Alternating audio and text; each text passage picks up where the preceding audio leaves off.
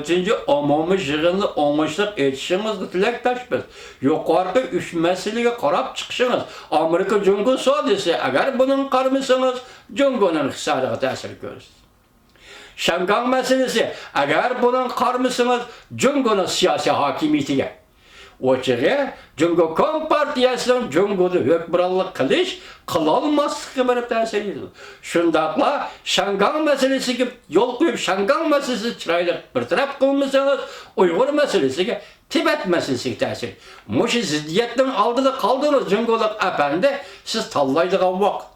Dünya olqishlasin desangiz, bo'ladi, dunyo olqishlaydigan yo'lni tanlab olasiz.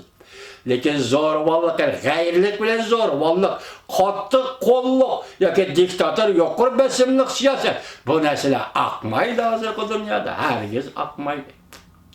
Hozir mayada nima dedik?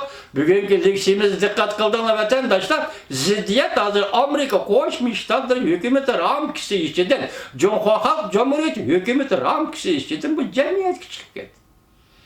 Masalan, siz raketa basketbol komandasiga Beijingda bir og'iz so'z qilganligi uchun Beijingda ana o'ng'aysizlik paydo qildingiz.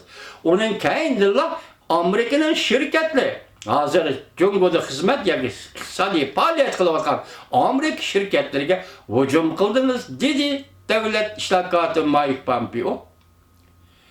Shundaqa o'ng'aysizlikni tug'dirdingiz dedi davlat islohoti Mike Pompeo. Bu ishlarning hammasi qo'yib nima dedi?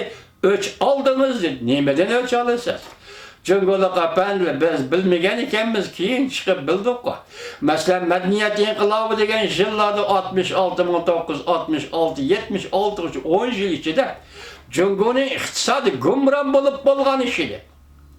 Keyin bilsak, Amerikaliklar shu vaqtda sizga dunyoviy shart qo'ymay, Dunyo savdo tashkiloti yoki savdoda normal e'tibor berish shartini qo'ymay, Amerikaning shirkatlari o'zigidan sizning vataningizga kirib, sizning iqtisodingizni tiklab turgan ekan, ha, Jungolar apandilar. Bugun biz shuni bilib yetdik-ku.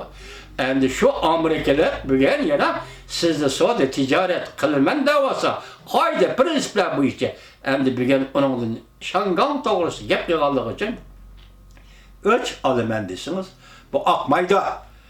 Jungolar apandilar 1945-yil 8-oyning 15-kunida Missouri qaysi avtomat kanalida Yaponiya taslimnomiga qo'l qo'yganda Jungoliklar ozod bo'ldi.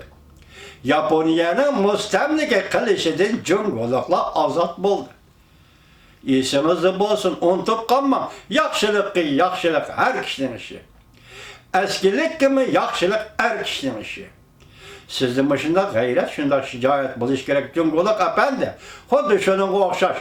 Siz shu vaqtda mustamlika, Yaponiyaning mustamlika qilishidan qanday qutulib qolgan bo'lsangiz, Amerikaliklar sizni qanday qutuldirib qolgan bo'lsa, hozirgi dunyo-chu, hozirgi g'arb dunyosi adolat ve ahlakını ta'kidlaydigan g'arb dunyosi bugun ham Shangang xalqini, Tibet xalqini, Uyg'ur xalqini sizning zo'ravonligingizdan, Jungo Kompartiyasining zo'ravonligidan yoki Xitoy millatining millat hukmronligidan qutuldirishni yoki qo'llashni ravo ko'rgan bo'lsa, biz yuqorqidek ularni yoki mushu kuchda, xalqaro kuchda haqorat tiklab yurishimizning hech qanday hajati yo'q Jungolik apandi.